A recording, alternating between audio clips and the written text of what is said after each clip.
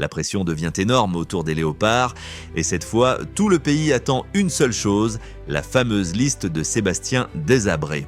Après des semaines de rumeurs, de spéculations, de débats interminables et de fuites incontrôlées, la FECOFA a finalement confirmé la publication officielle de la liste des Léopards ce lundi 18 mai à 14h.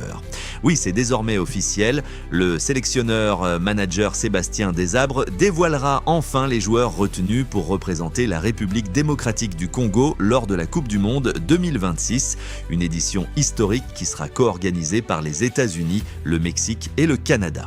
Et honnêtement, rarement une liste aura provoqué autant de tensions avant même son annonce officielle, parce qu'aujourd'hui, le problème ne concerne plus seulement les joueurs sélectionnés. Non, le vrai problème, c'est le climat qui entoure toute cette préparation.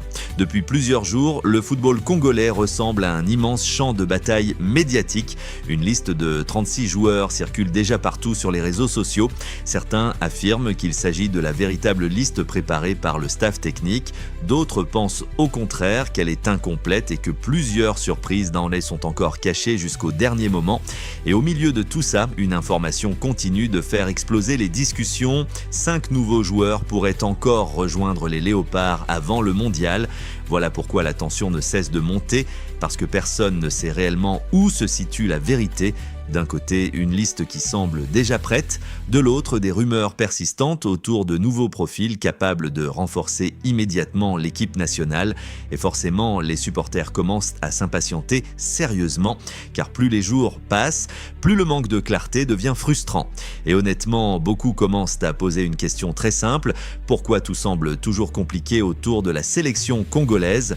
Parce qu'il faut le dire clairement, ce qui choque énormément de supporters aujourd'hui, ce n'est même plus le contenu de la liste, c'est surtout le manque de communication autour de cette annonce historique. La FECOFA a confirmé la date et l'heure de publication, mais la conférence de presse du sélectionneur a été annulée. Résultat, les Congolais auront uniquement droit à une publication de nom sur les réseaux sociaux sans explication immédiate. Pas de réponse aux questions, pas d'éclaircissement sur certains dossiers sensibles, pas d'explication détaillée concernant les choix du sélectionneur, et c'est précisément là que les problèmes commencent. Parce qu'à ce niveau-là, surtout avant une Coupe du Monde, les supporters veulent comprendre ce qui se passe. Ils veulent savoir pourquoi certains joueurs sont retenus, pourquoi d'autres disparaissent, pourquoi certains dossiers administratifs semblent bloqués et surtout ce qu'il se passe réellement autour des fameux nouveaux joueurs annoncés depuis plusieurs semaines. Mais aujourd'hui, ce silence alimente surtout les spéculations. Chacun donne sa version des faits, chacun affirme avoir des informations exclusives. Et au final, personne n'arrive réellement à distinguer les vraies informations des simples rumeurs.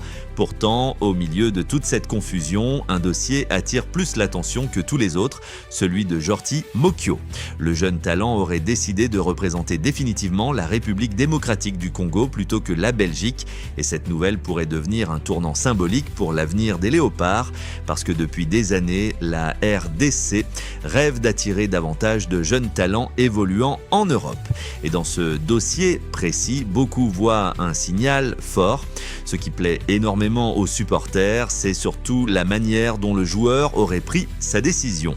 Selon plusieurs informations, Jorti Mokio aurait choisi la RDC avant même la publication de la sélection belge, et ça change tout dans la perception de son choix, car il ne s'agirait pas d'un joueur venu vers la RDC après avoir été rejeté ailleurs. Non, là on parle d'un joueur qui aurait clairement affirmé sa volonté de défendre les couleurs congolaises dès le départ. Et forcément, ce type de décision plaît énormément aux supporters qui réclament depuis longtemps des joueurs pleinement engagés dans le projet national. Mais malgré cet enthousiasme, une énorme zone d'ombre continue de provoquer le doute. À l'heure actuelle, aucun nouveau joueur congolais n'apparaît officiellement dans les démarches administratives visibles liées à la FIFA.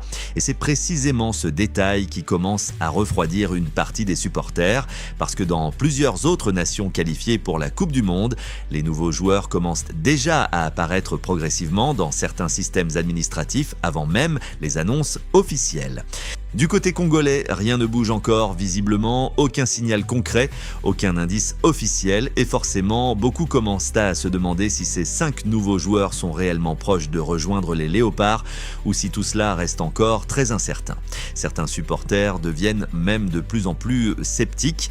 Ils pensent que la liste qui circule déjà depuis plusieurs jours correspond pratiquement au groupe final choisi par Sébastien Desabre.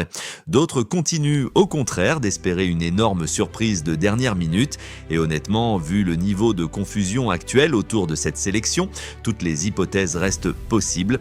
Mais une chose est certaine, cette annonce du 18 mai sera probablement l'un des moments les plus surveillés de l'histoire récente du football congolais, parce qu'il ne s'agit pas simplement d'une liste de joueurs, il s'agit de l'équipe qui représentera tout un peuple lors d'une Coupe du Monde historique organisée aux États-Unis, au Mexique et au Canada. Une compétition que la RDC attend depuis des décennies et forcément chaque décision devient immédiatement un sujet national. Mais pendant que les supporters débattent de cette fameuse liste, plusieurs joueurs congolais vivent également des situations importantes dans leurs clubs respectifs. Théo Bongonda, par exemple, vient officiellement d'annoncer son départ après plusieurs saisons passées en Russie. Le joueur devient désormais libre et pourrait bientôt s'engager dans un nouveau championnat. Dans son message, il laisse comprendre qu'il ferme définitivement un chapitre important de sa carrière pour ouvrir une nouvelle aventure. Mais aujourd'hui, une question intrigue énormément de monde. Où jouera Théo Bongonda la saison prochaine ?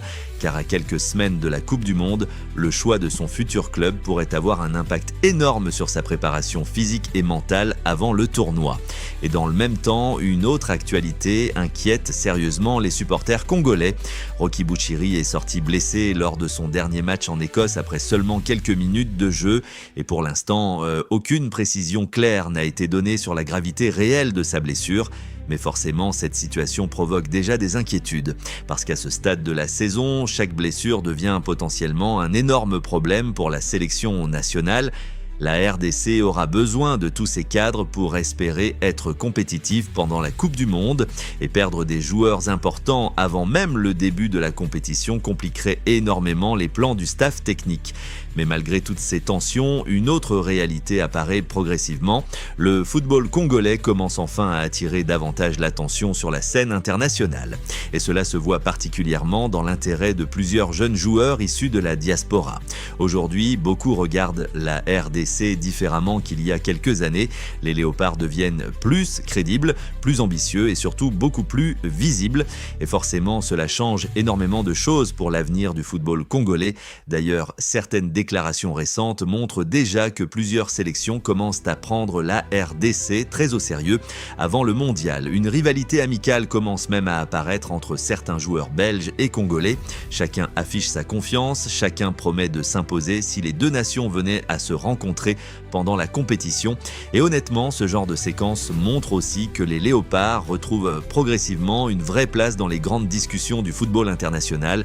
Mais malgré toute cette excitation, une immense question reste toujours sans réponse. La RDC est-elle réellement prête pour cette Coupe du Monde historique ? Parce qu'au-delà des polémiques, des listes, des blessures et des rumeurs, c'est bien ça le vrai sujet aujourd'hui. La RDC possède-t-elle enfin un groupe capable de rivaliser avec les grandes nations mondiales ? Ou bien cette équipe manque-t-elle encore d'expérience, de profondeur et de stabilité pour franchir un nouveau cap ? Une chose est sûre en revanche, ce lundi 18 mai à 14h, tout le pays aura les yeux tournés vers cette publication officielle et selon les choix annoncés par Sébastien Desabre, les réactions pourraient être énormes dans les heures qui suivront. Alors maintenant, dites-moi honnêtement, faut-il faire confiance au groupe actuel ou la RDC doit-elle absolument intégrer du sang neuf avant le début du mondial 2026 ?